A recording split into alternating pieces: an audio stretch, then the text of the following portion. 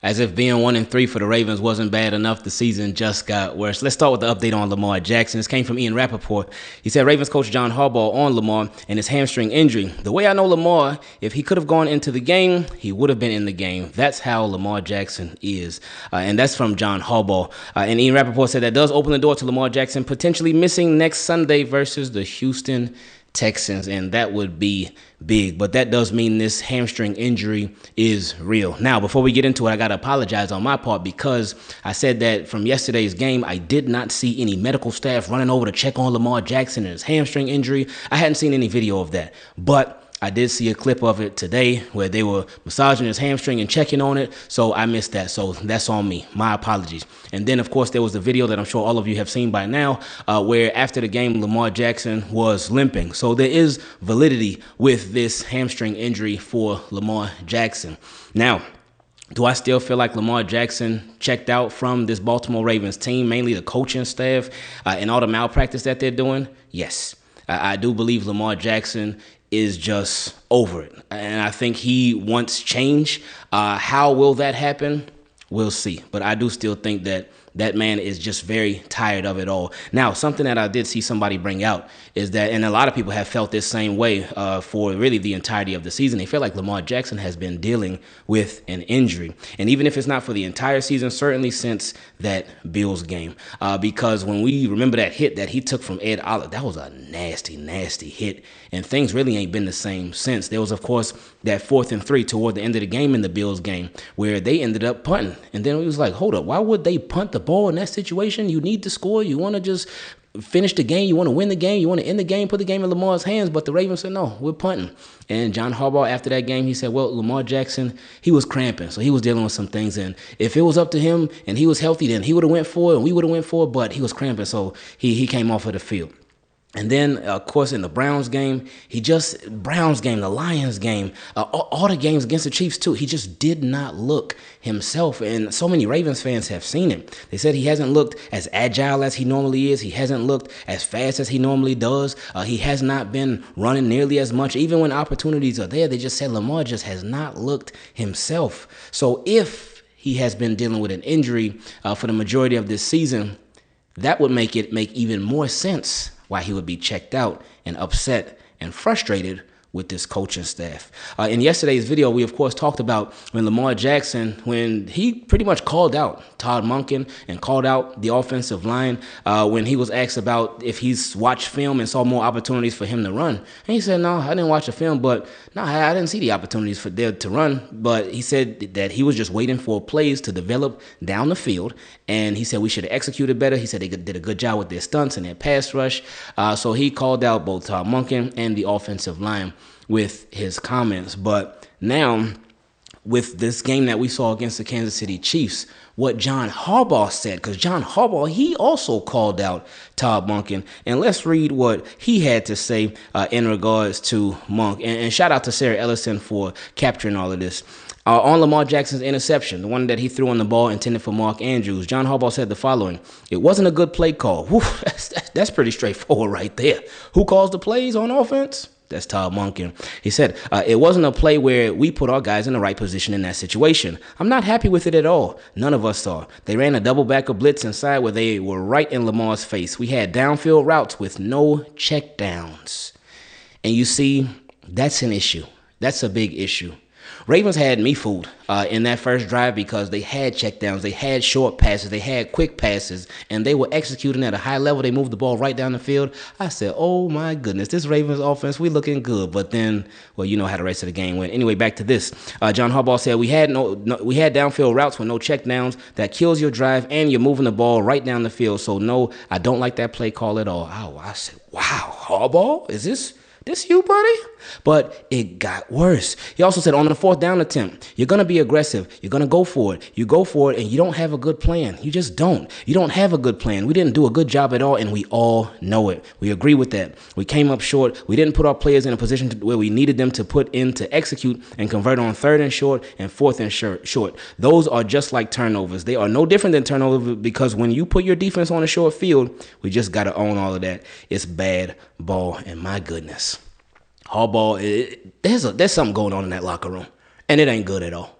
It's really not. But continuing on, if they were prepared for the Chiefs' blitzes, Harbaugh said, I don't think our approach was good. We didn't stick to the plan we had. We had an idea of how we wanted to approach their defense, and we didn't stick to it. And I'm not happy about it, and neither is anybody. None of our coaches are happy about it, especially, I'm talking about the coaches right now. That was us.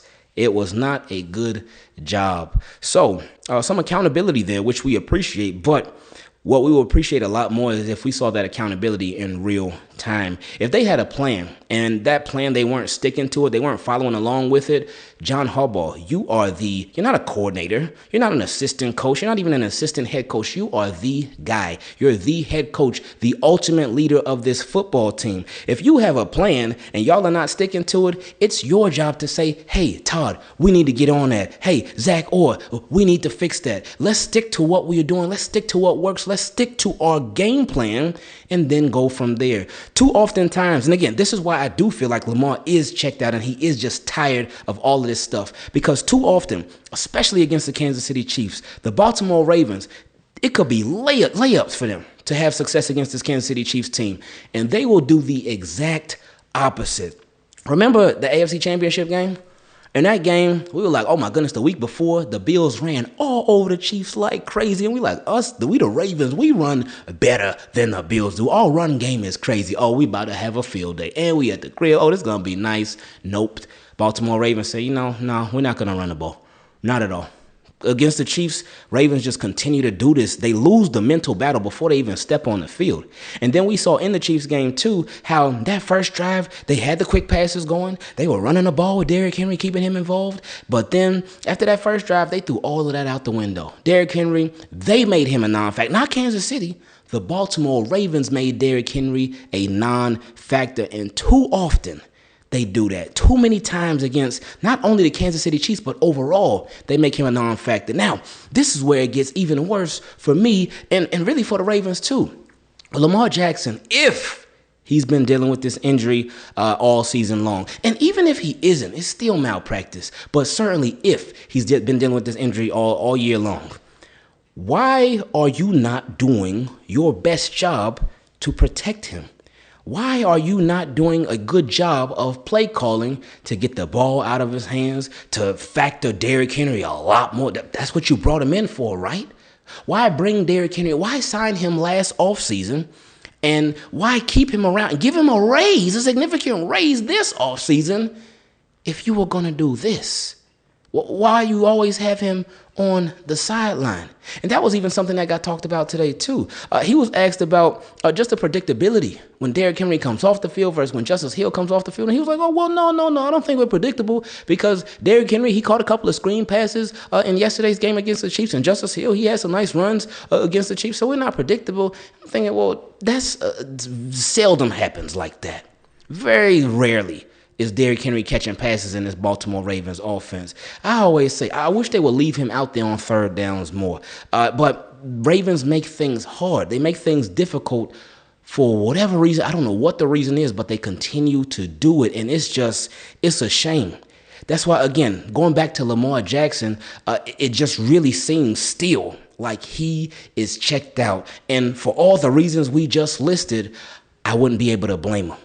Harbaugh provided some clarity, at least for this season, when it comes to Nnamdi Madubuike, because he said he's not only on injured reserve, but he is out for the entirety of the year. So Nnamdi Madubuike's season is over before it even really got started, and that's a shame because he is our best pass rusher, our best defensive lineman, one of the best players on this team, but now he's done for the year.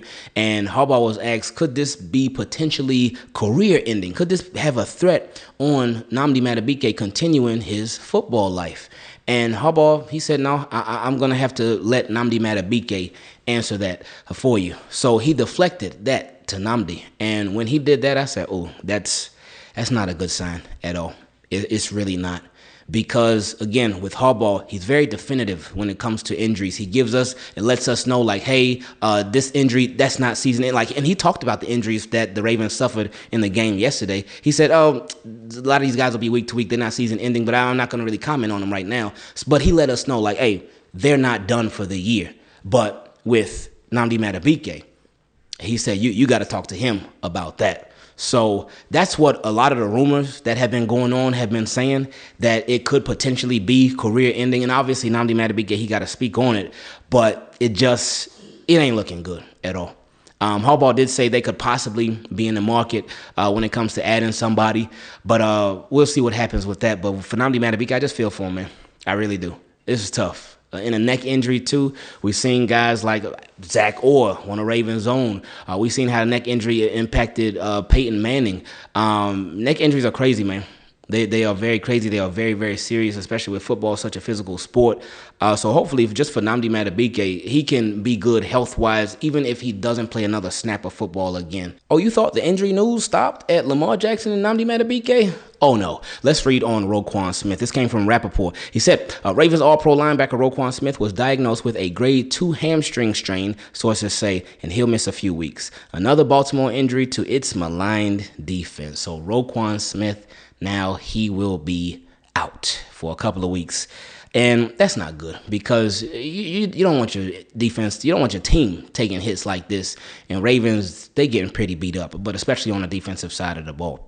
But now you have Teddy Buchanan, you have Trenton Simpson, you have Jay Higgins. I would like to see him out there a lot more. You also have Jake Hummel too, and he was out there quite a bit on Sunday as well. But I would love to see Jay Higgins get a more significant role, especially with Roquan Smith out. Jay Higgins has looked like the most complete linebacker on the Baltimore Ravens outside of Roquan Smith. And I think this will be an excellent opportunity to throw him in there, really. You got this whole week to prepare him, getting prepared for the Houston Texans. And while they ain't been a good team. So I know Ravens ain't been a good team either, so we ain't really got no room to talk, but it does take one to know one, right? So this would be a good opportunity for Jay Higgins to really get his feet wet out there with the defense. Will the Baltimore Ravens do it? Probably not. I think they're going to go with Teddy Buchanan and Trenton Simpson, but I do think Jay Higgins, he should be one of the linebackers that's out there. We still ain't done talking about injuries to these Baltimore Ravens. This one is on Marlon Humphrey. Let's read the report from the rap sheet. He said, Ravens cornerback Marlon Humphrey, who was ruled out with a calf injury on Sunday, is expected to miss a couple of weeks, sources say. Not as bad as it could have been. All of Baltimore's soft tissue injuries appear to be week to week and not major. So another one. Marlon Humphrey is out for, again, could be a week, could be 2 weeks, could be 3. We'll see. But he's out.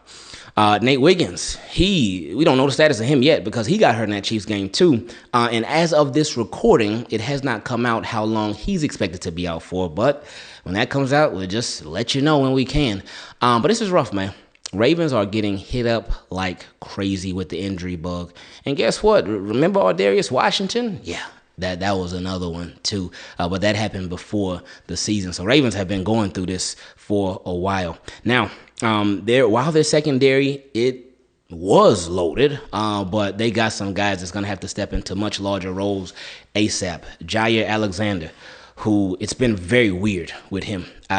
Played the first game in Buffalo, didn't look good, but then he was inactive, then inactive again. So, okay, no clue what that was about. But I'm sure he'll be active next week against the Texans. And then you have TJ Tampa. He should be playing a lot more too. And when he's played this season, he's looked really good. So it's been nice to just see him, especially because in the preseason, it looked a little bit shaky. But regular season, he's been on point. Keon Martin, who ended up playing significant snaps in the game yesterday. Yesterday was an up and down day for him. He had some really nice moments, but then he had some really, really rough moments. But that comes with the territory. Undrafted, rookie free agent. This is his first year doing this. So give him some grace. But all of those guys are going to be playing a lot more. Obviously, Chidobe Awuzie, who has been playing a lot, he'll be out there. So this is why the Ravens, they load up that secondary. They always say you can never have enough cornerbacks, and this is why, because stuff like this ends up happening to them. We talked about guys being physically hurt in that Ravens-Chiefs game, but what about emotionally? What about leadership-wise? Because leadership has been something that's been questioned on this football team for a while now, especially this season, and especially with how things have been going. There's just been a lack, it seems, of leadership on this current team. And This report, it didn't help it at all. This came from Gianna J from the Baltimore Banner.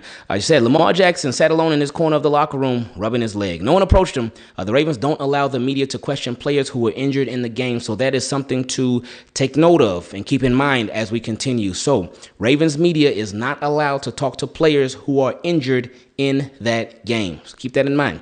So, she said most of his teammates were gone well before the majority of the media contingent returned from the press conferences to ask players what had happened in the embarrassing 37-20 loss to the Kansas City Chiefs on Sunday.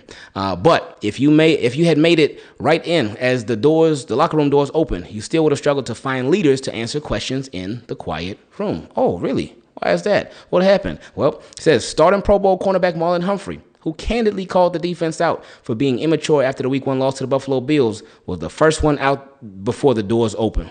But he also left the game with a calf injury. So Marlon Humphrey was like, I'm gone. I'm out of here. But again, remember, he doesn't have to answer questions because he was hurt during the game. But then she said, wide receiver, number 1, Pro Bowler Zay Flowers was the second one out, right behind Marlon Humphrey. He was not injured in the game. So Zay Flowers said, I'm out of here. I'm going. So he could have answered questions, but he left. I said Pro Bowl linebacker Roquan Smith, who was often called the leader of the defense, was the third one out. He suffered a hamstring injury. Now, this part right here, I said, ooh, that's not a good look. Because, again, remember what we said earlier. Injured players, they don't have to answer questions. Ravens don't let you interview them. But this part said, but he's also been long gone before the media can ask questions in every one of the Ravens' losses. That's not good at all. And with Roquan Smith especially, it's not a good look. This locker room, something's up in that locker room for sure. With Roquan Smith, in my opinion, I don't feel like you can be, hey, before the game, I'm trying to get the team hype. This is what we're going to do. Hey, I'm going on these interviews. I'm saying we like this and we like that. I got all these one-liners that I be saying, da-da-da-da. But after a loss, you go MIA. You know where to be found. And you're supposed to be a leader, not only on this defense, but on this team? You the $20 million a year linebacker? I just don't think that's a good look at all. Because, again, for this game, he gets a pass because he got hurt. But for all the other losses, he was nowhere to be seen after the game. Anyway, continuing. So when the doors open, the Ravens media is allowed to in once John Harbaugh takes the podium if they are not attending the press conference. Most of the players were sitting shirtless. Some were quietly conversing. Others looked stunned. Wide receiver Rashad Bateman was the only one dressed. The Ravens media is only allowed to interview dressed players, and his answers were blunt. So Rashad Bateman, he was dressed, and he didn't decline anything. He ain't run from anything. So shout out to Rashad Bateman. Much respect to Rashad Bateman. And much respect to everybody, of course. But this is a great look for Rashad Bateman. For other guys, not so much. But anyway, continuing. He said, I don't think nothing was clicking for us today. It's been a tough past couple of weeks. We've just got a lot of work to do on both sides of the ball. Top down in this organization. We just got a lot of work to do. And she's saying, we got work to do. It was a sentence repeated in some form through all the interviews. But continuing. Rookie safety Malachi Starks was the only active player dressed on the defensive side after Bateman's interview. That's just him. That rookie safety. Let's read that sentence again. Rookie Malachi Starks was the only active player dressed on the defensive side after Bateman's interview.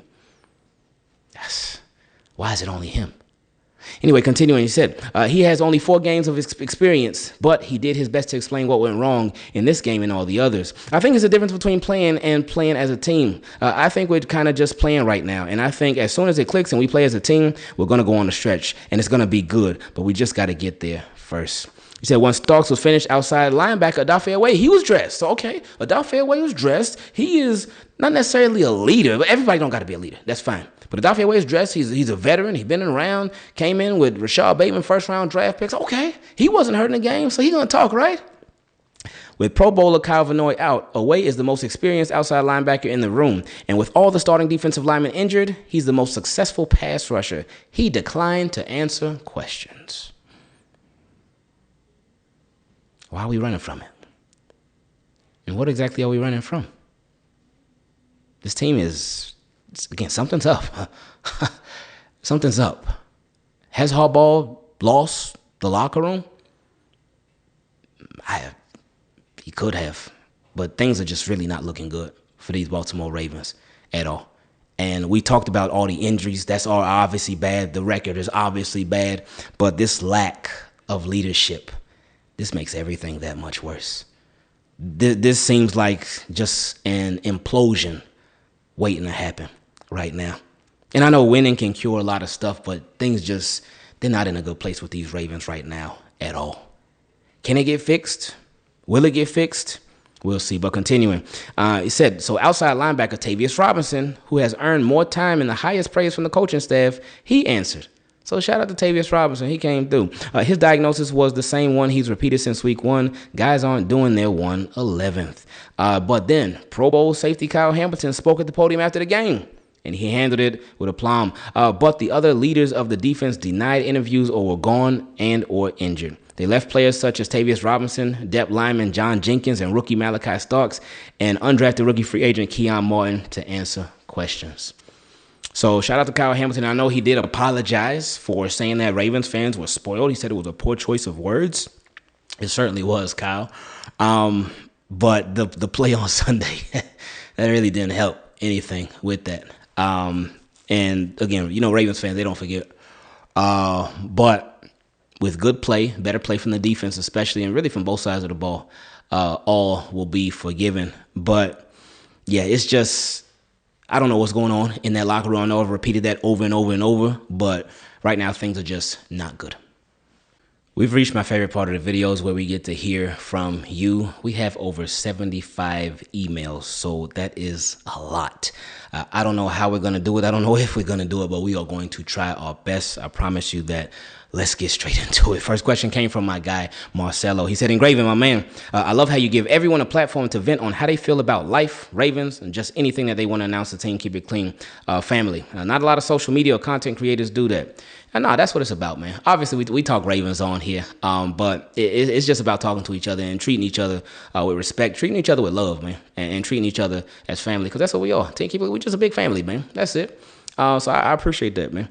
He said, now Ravens are playing like their overall is a 65 on rookie mode. But in all seriousness, the big issue we have is Mr. Bisciotti for allowing friends before business. He absolutely knows that Harbaugh needs to go, but he won't pull the trigger because they are really close. But he's going to have to make a decision. Harbaugh or Lamar. One of them is going to leave, and it's up to him to pick the right one. Especially, next year. Oh, yeah. I agree.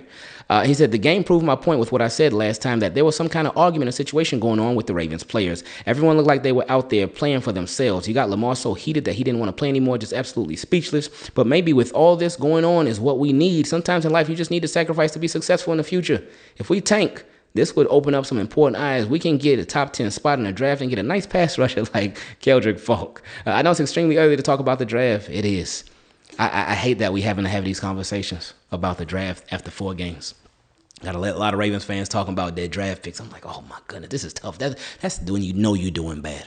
Anyway, he said, I know it's extremely early to talk about the draft, but I personally don't see us getting far with our current DC and head coach on how they're coaching this year. If you were the head coach in this situation, what would you do to turn things around? If I was the head coach, wow, I would ask the team. I would ask the leaders of the team, or just really the team as a whole. I would sit down with all 53 and everybody on the practice squad too, and I would ask them, what do you feel that I need to do better? This is a judgment-free zone. You could say whatever it is, be honest with me, be straight up. What do I need to do for us to be better? Just let me know. Hold me accountable, call me out, and whatever needs to be done, we'll try to implement that as best we possibly can. Relax. Next question came from my guy, Steven. Dramatic Dub. He said, what's up, Ingraven? What's going on, Steven? He said, long-time subscriber, but my first time writing in. I appreciate you. He said, what I have to say will make sense, but sound outrageous at the same time. Okay, these are my favorite type of questions. He said, the Ravens organization needs to be in panic mode after the loss to KC, but us fans need to relax. We are fortunate to have a very capable front office, and they need to be on every phone that they have. If it were me, I would try to trade for Jordan from the Saints or even give Christian Wilkins a shot and definitely make a move at both guard positions. Okay, I think we could all get on board with that. So far, so good. Nothing too crazy. He said, I would not fire Zach Orr, but I would sit him down. The moment is too big and our Super Bowl window is closing. So how do you do that? Let's see. He said he needs more time to develop his coaching skill. I see a lot of people saying Marlo is washed. That's not true. There is no trust, so he's out there just trying to be everything on defense instead of just playing his role. That could be the case, but there have been sometimes where he just straight up gets beat. So I don't think he's washed, but he's certainly been struggling this year. But now we ain't going to have Marlo for a couple of weeks, so we'll see who takes his place. He said, now number 8 looks like the Lamar of old that didn't trust his offensive line under Greg Roman, and that's a problem. The Lamar of old, yes and no. Athletic-wise, no. He does not look like the Lamar of old. But not trusting that offensive line? Oh, yeah, for sure. He said, overall, we have seen these pains before, and that's why I say we will come out of the bye week and march to the championship. All we need is health and a few more subtle moves. We never win pretty with Baltimore, baby. Love all of y'all, and see y'all at the parade this February. Okay, I would love if that happens. I would love that. We would all love that. We want the Baltimore Ravens to win the Super Bowl. Will that happen? It's still possible. They've lost 3 games. It's a 17-game schedule, and of course the playoffs too. So they will have to go on some crazy runs, and every single game that they lose, that decreases the margin that they have for error. So Ravens, they got to right the ship, man. They really do. Will they? We'll see.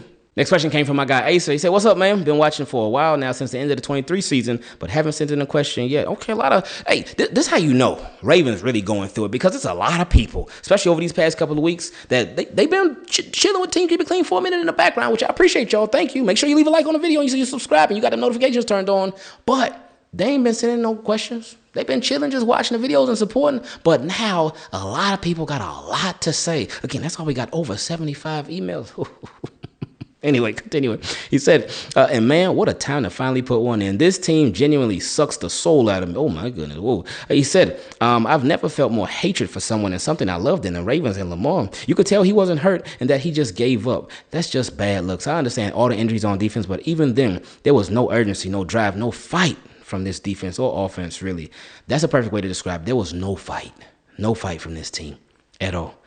He said, I think I can say I hate this team, and I hate that I can say that and feel okay with it. Shout out Justice Hill for being the only one playing through adversity, but man, do you think this trash team can get back on track? Schedule does not get easier.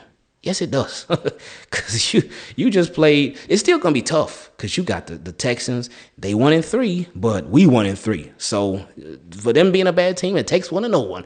But you got the Texans. You got the Rams. You still going to have the Bengals twice. You still got the Steelers twice. You still got the Browns once. You got the Dolphins. We'll see what they up to. But the schedule does get easier. You still got some tough ones. I mean, every game can be tough, though, because the Ravens, they like to make stuff tough. But they can get things turned around. My bigger question is, will they? And if they do, how will they do it?